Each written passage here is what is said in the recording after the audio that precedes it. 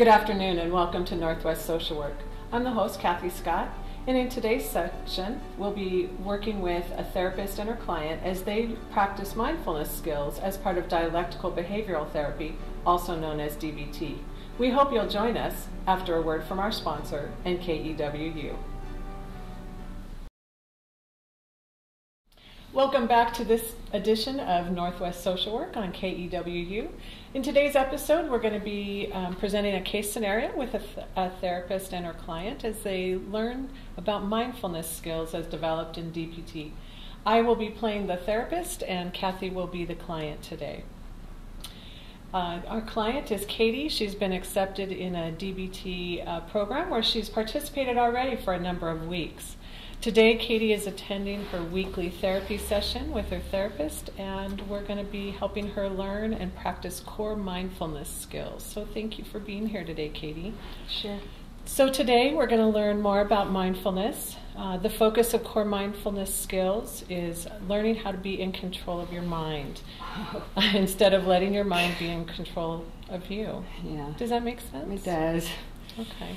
So Katie, can you think of a time when letting your mind control you might have been a problem? Yeah, like a lot of the time. I just, I start thinking about things and it's like a really bad thing that happened, like maybe this morning or something, and it just keeps on my mind, or like sometimes when I'm at school, there's like, I'm supposed to be paying attention to the teacher and then she, she's talking to me and I realize I've just been thinking about other things, so I get distracted. Yeah, that happens to a lot of us. And really the thing to understand about mindfulness skills is that it takes practice. We just cannot say enough about how much practice it takes. So maybe you've heard a little bit about Eastern practices of meditation. Oh, yeah. Those take a lot of practice. People do them day and night. So, practice is really key here. So I know that, just like learning any new behavior, it takes a lot of times doing it over and over. So what things have you had to do that you've had to practice a lot? I can tell you right off the bat, it's piano. I don't want to brag, but I'm pretty good at it, and I can just hear my mom saying, practice, Katie, practice. So it did. Okay. And so we're going to be doing some practice today, but before we get to that part, I want to make sure that we review some things that we've talked about in previous sessions. Right. So before we've talked about the 3 states of mind. Do you remember that we talked about I that? do. Okay. Yeah. So first there's the reasonable mind. That's your rational, thinking, logical mind. Yeah. You use that to plan and evaluate. It's your cool mind, which I know, we've talked a little bit about that's a struggle sometimes. Reasonable mind is very beneficial. So without it, we couldn't build homes, we couldn't run meetings, we couldn't, plan sessions like today. And it's easier to use when you feel good, harder when you don't. Then there's the emotion mind. Remember we talked about that before. Your emotion mind is when you're in control and influencing your thinking and behavior. When is that hard for you to use your emotion mind? Well, I know like when I don't get sleep or, kind of like when I'm really hungry, it's like people get really on my nerves, so would that be like emotional mind then or something? Yeah, good. And do you remember the third mind that we talked about? I do. It's wise mind. Very good, very good. So, and of course, we talked a little bit before, but just to review, you need to integrate the emotion mind and your reasonable mind to use your wise mind. So everyone has a wise mind. Some have simply never experienced it. Also, no one is in their wise mind all the time. Katie, when are some of the times that you have been in your wise mind? Never. I mean it, never. And I can tell you how I know that because all I can tell you is my mom says, you're just being stupid, Katie. You're just being stupid. So obviously, if I'm stupid, I can't be in my wise mind, right? Well, it might seem like that sometimes. But, today what I want to do is I want to help us practice some of those mindfulness skills, those what skills, helping us to learn how to observe, to describe, and to participate. Okay. So it's not about judging. It's just about acknowledging what we're experiencing. So the goal is to develop a lifestyle that if we're participating in that awareness, then we can move forward in experiencing the moment and using those skills. So When we're working on what skills, we can only do one thing at a time, and that's what we're going to focus on today. So again, we're going to be observing and participating.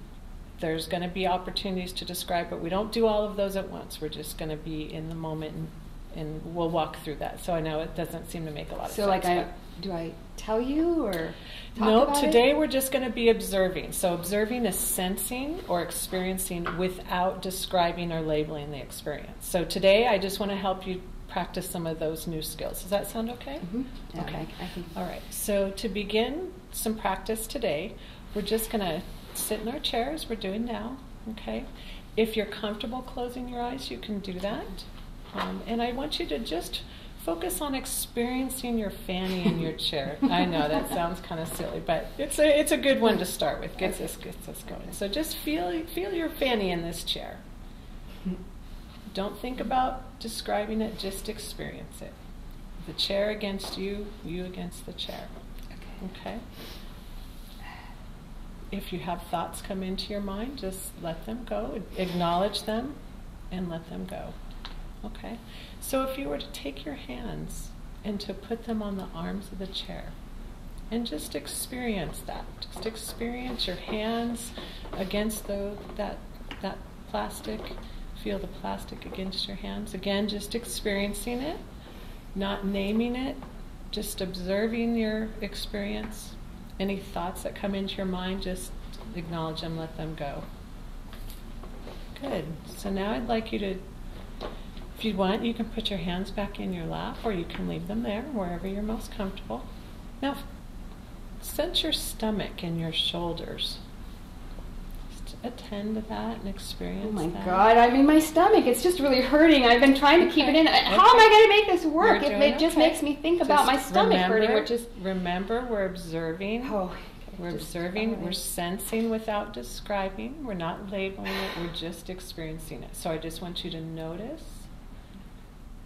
Don't label it, don't judge it. We're just practicing observing.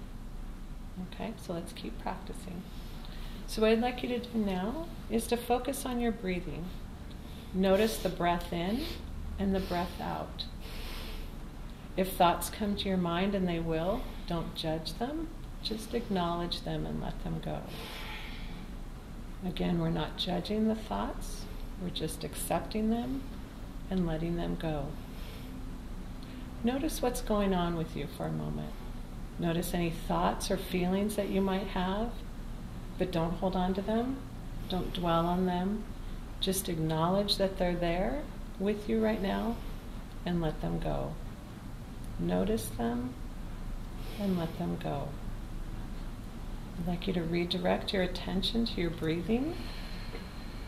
Observe the breath in and observe the breath out. Give full attention to the feeling of your breath as you breathe in and as you breathe out. Again, any thoughts that come into your mind, acknowledge them without judgment and let them go. Good. Well, Katie, if you like, you can open your eyes. It's all the time that we have for today, so you did a great job. I'm really proud of you. Thanks. You did a very good job. And I'd like you to practice that during this week between now and the time we get together. So just a lot of next breathing. session. Yeah, and you can close your eyes and just focus on that experience and then just see how that works. And then I'd like for you to tell me about it next week. So on my homework card? Yes, your homework. Don't forget your homework card. So, okay, great. So thank you so much for being here today. And to our viewers on Northwest Social Work, I want to thank you for being with us today. And we're signing off on this episode.